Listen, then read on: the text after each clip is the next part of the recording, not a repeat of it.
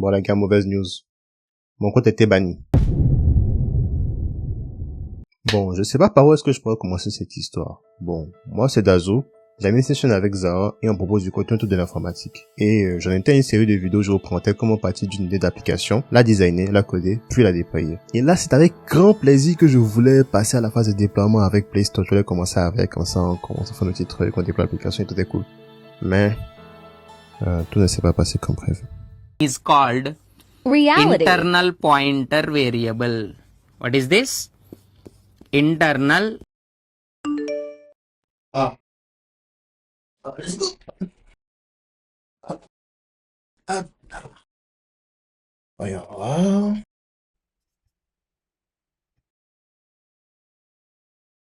on t'a banni petit. Oh shit.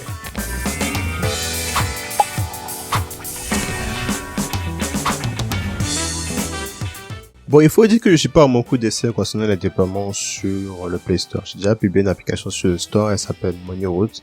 C'est une application que j'ai codée avec des amis dans le cadre d'un apprentissage de Flutter. On s'est un peu amusé. Le but, c'était surtout de faire un truc qui permet aux gens d'apprendre plus facilement le code de la route. Donc, il y avait des quiz en solo, en multi, et aussi des propositions de cours. C'était plutôt sympa. D'ailleurs, vous pouvez aller voir l'application si jamais ça vous intéresse, tester tout ça. Je vous mettrai sûrement des liens en description, quelque chose du genre. Et aussi, on peut racheter l'application qu'on a fait pendant ce cours, Sora, l'application de météo. Et du coup, moi, j'ai déjà pu la publier sur l'App Store, Microsoft Store. Le aussi lien en description, voilà, tu le tester. Les vidéos arrivent bientôt sur le sujet, vous en faites pas. Et donc, avec tout ça, vous vous demandez sûrement, mais du coup, Dazu, qu'est-ce que t'as bien pu foutre pour te prendre un bannissement du Play Store? C'est à ce niveau-là où je pourrais pas trop vous répondre. Parce que je ne sais pas moi-même, en fait, ce qui s'est passé. Mais je vais vous récapituler un peu les différents points de l'histoire. Alors, pour déployer une application sur Play Store, il faut que vous ayez un compte Google. Ça, normalement, la plupart des gens en ont un. Mais ensuite, il vous faut un compte développeur. Ce compte développeur, il est payant. Il faudra payer la somme de 25 $ ou environ 22 € ou 15 000 francs CFA dans ces eaux-là. Heureusement, ces frais, ils sont uniques. Donc, normalement, après ça, vous n'aurez pas à payer autre chose. Enfin, sauf si on oublie les potentiels paiements, etc. Mais ça, c'est un autre débat. Mais avant de payer, il faudra répondre à des tonnes de questions concernant votre identité, ce que vous allez faire du compte, etc., etc. Et normalement, après que vous avez fini de répondre à ce questionnaire et valider le paiement, vous recevrez un mail de Google vous demandant de valider votre identité. Et là, à ce moment-là, vous allez fournir des papiers. Et une fois que Google aura tout vu, tout est bon, normalement, voilà, vous avez accès à un compte développeur à la console de Google et vous pouvez déployer votre application. Yes! Pas vraiment. C'est pas encore fini, on n'a pas encore terminé. Maintenant, vous allez devoir répondre à tout un tas de questions dans différents formulaires concernant le contenu de votre application, comment vous gérez les données utilisateurs, les règles de confidentialité, si votre application contient des pubs, si votre application contient du contenu explicite. Et pas explicite, je pense que vous savez de quoi je veux parler.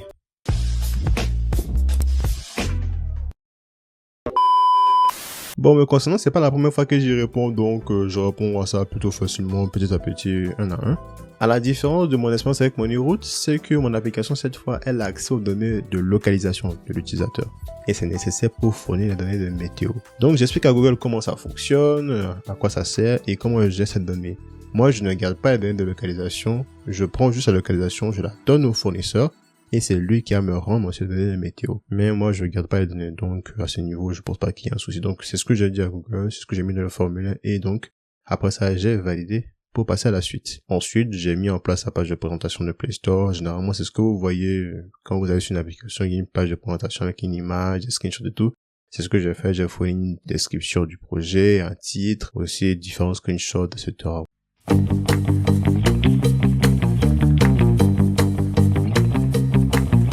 Et maintenant vient la phase de test. Pour ceux qui ne sont pas au courant, avant de pouvoir déployer votre application, vous devez réaliser un test. Et ce test, il va durer 2 semaines avec au moins 12 testeurs, chacun avec son propre appareil et un compte Google différent.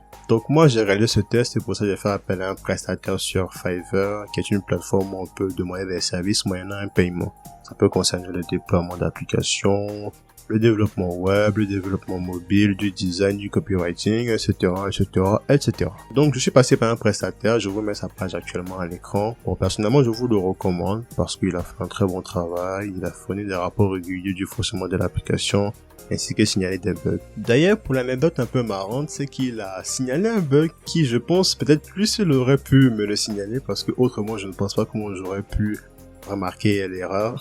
Ça m'a vraiment terminé quand c'était arrivé. Et je vais essayer de vous expliquer, je vais vous remettre dans le contexte. Donc, on a commencé la phase de test et là, il vient me signaler un souci. Alors, il faut savoir que cette page d'erreur, c'est normal. En gros, au lancement de l'application, celle-ci va effectuer une requête pour obtenir les données.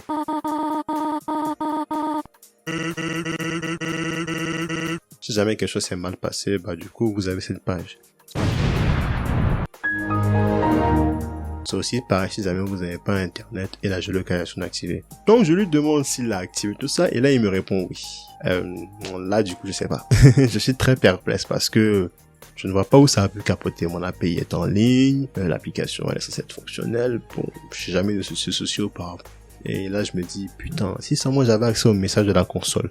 Parce que pour ceux qui savent pas, en tant que développeur, généralement, tu mets en place des instructions pour noter tout ce qui est message d'erreur, informations utiles, etc. pour voir le fonctionnement de l'application. Sauf que pour accéder à la console, il faut un environnement de debug et non pas de prod. Et là, depuis là où il est, j'ai pas accès à mes outils de développement pour pouvoir regarder la console, etc. Donc là, on est coincé. Et là, je me dis, putain, qu'est-ce que je pourrais faire? Non, mais je suis con, en fait. J'ai juste à mettre en place un système de log. Comme ça, en fait, les erreurs et autres, ils sont visibles dans la console, mais aussi ils sont aussi enregistrés dans des fichiers de façon périodique et auxquels on peut accéder depuis l'application pour ensuite les partager. Donc je mets en place ce système et ensuite je lui envoie la mise à jour. Et ensuite après des examens et différents tests, j'ai tout compris. Ça venait de l'API. En plus, quand j'y repense encore, je me dis c'était vraiment con parce que moi je me concentrais sur le code de l'application, je me disais que il doit avoir une erreur là, sauf que j'ai beau regarder, je ne vois rien. Et finalement, je me rends compte que, en fait, tout venait de l'API. Donc, qu'est-ce qui se passe? Donc, comme je vous l'ai dit, l'application, elle va effectuer une requête à l'API. L'API reçoit la requête et là, elle va demander les données de météo à Weather API. Parmi les données qu'elle demande, il y a les données liées à la localisation, donc tout ce qui est région et ville de l'utilisateur. Moi, je me sers en particulier de la région pour l'afficher dans la barre en haut de l'application. Sauf que, dans le processus de validation des données, moi, j'assumais que la région, elle serait toujours disponible dans les données. Sauf qu'il s'est avéré que dans certains cas, en fait, non. Pile dans le cas de notre prestataire qui vit au Maroc. Donc, une fois que l'API se rendait compte que les données ne correspondaient pas à ce qu'elle s'attendait de recevoir, du coup, elle renvoie une erreur. Erreur qui déclenchait la page au niveau de l'application. Donc, c'était aussi simple et cocasse que ça. Une fois qu'on a résolu, tout fonctionnait. Et en plus, c'était vraiment écrit dans la doc, quoi. Ça m'a rendu fou parce que je n'ai jamais vu ce point avant.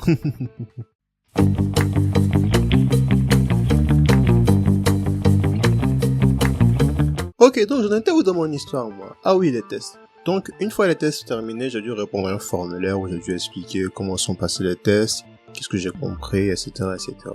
Et une fois qu'on finit d'y répondre, on peut demander maintenant l'accès à la production, qui est la phase où maintenant on peut déployer notre application à travers le monde. Donc, on lance ça. A few moments later. Google nous a répondu positivement. Du coup, maintenant, il ne reste plus qu'à publier l'application.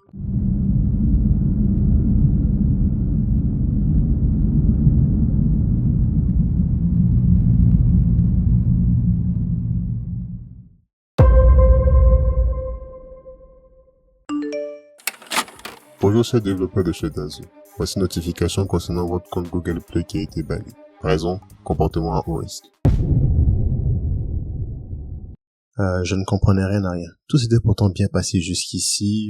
Il y a eu différents échanges avec l'application, différents examens. On m'a jamais signalé de problème. Et surtout maintenant, après tout ce temps, pile au dernier moment, j'avais beau relire les règles aussi, je ne comprenais rien. Je ne savais pas qu'est-ce qu'on me reprochait. Donc, vu qu'il y avait la possibilité de remplir un appel, donc j'ai rempli un appel. Bonjour chers développeurs de Dazu, merci pour votre patience. Après avoir reçu votre appel, nous sommes dans l'incapacité de remettre en service votre compte. Nous pouvons confirmer que nous avons détecté un comportement à haut risque avec votre compte et nous avons pris les actions nécessaires conformément à la section 8.3 ou 10.3 de l'accord de distribution des développeurs de Google Play. Comme expliqué précédemment, pour éviter toute action susceptible de manipuler nos systèmes et mettre en danger nos utilisateurs, nous ne pouvons pas vous partager les raisons qui nous ont amenés à conclure à votre bannissement. Votre compte restera donc banni. Veuillez ne pas tenter de créer un nouveau compte. Ils sont tous fermés et vos frais d'inscription non remboursés. Bon, maintenant vous avez toute l'histoire et ce qu'on peut retenir, c'est qu'apparemment j'aurais un comportement à haut risque. Que ça peut inclure un truc malveillant ou très suspect que j'aurais mis dans l'application, des déclarations trompeuses ainsi que usage non autorisé de contenu mis sous droit d'auteur ou de tierces. Et ça peut concerner ce compte-là comme d'autres comptes. Donc si jamais j'ai violé des règles sur un de mes comptes, ça peut aussi impacter ce compte-là. Sauf que même avec ça, je ne vois pas où j'ai merdé. Je vois vraiment pas où j'ai merdé parce que le compte de Moneyroot, c'est même pas vraiment mon compte, je suis juste administrateur du compte. C'est-à-dire que c'est moi qui gère l'application, je suis administrateur, mais le propriétaire, ce n'est pas moi. Donc, on peut dire que Dazoo, c'est mon seul véritable compte personnel. Donc, l'hypothèse des violations passées ne tient pas debout. Mais à part ça, du coup, quoi d'autre? Là, trop noir. Et le pire, c'est que Google refuse de donner les raisons du bannissement sous prétexte que certains pourront en profiter pour contourner le système. Donc je me retrouve avec une perte de temps et d'argent. J'ai dépensé environ 39,52 $ en comptant les frais d'inscription et le paiement du prestataire ainsi que 3 à 4 semaines de travail. Mais en soi tout ça c'est pas si grave que ça. C'est juste que je pourrais pas récupérer ce temps et cet argent et en plus vous aurez pas de vidéo. Alors j'aurais très aimé la faire pour vous montrer vraiment comment ça se passe, quel est le processus si jamais vous avez un projet et tout pour que la série soit complète, mais bon. Dommage sur ce point-là, il faudra peut-être attendre une autre fois si jamais on arrive à régler ce problème.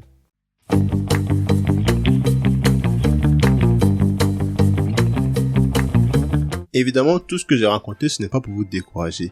Développer des applications, coder et publier, c'est très important. C'est une expérience que très peu de développeurs ont pu expérimenter. Ça apporte vraiment un plus de voir comment ça se passe du début jusqu'à la fin, comment l'application est en ligne et que tout le monde peut y accéder pour tester.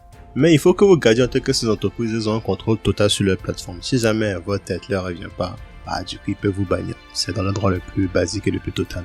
Et vos moyens de recours resteront limités. Comme on dit ma maison, mes règles. Bien, c'était tout pour aujourd'hui. Merci d'avoir suivi. Bon, je sais que la note de fait est un peu triste, mais ne vous inquiétez pas, je compte mener la série jusqu'au bout. Et la prochaine fois, on va se retrouver pour déployer côté App Store. N'hésitez pas d'ici là, checker le repos GitHub, les différents liens que je vous ai fournis. N'hésitez pas à liker, commenter et partager si jamais ça vous a plu. Et il y a toujours le channel WhatsApp qui est disponible pour ceux qui veulent voir les insights de la chaîne. Donc on se retrouve très bientôt pour la suite. C'était Dazoo. Out!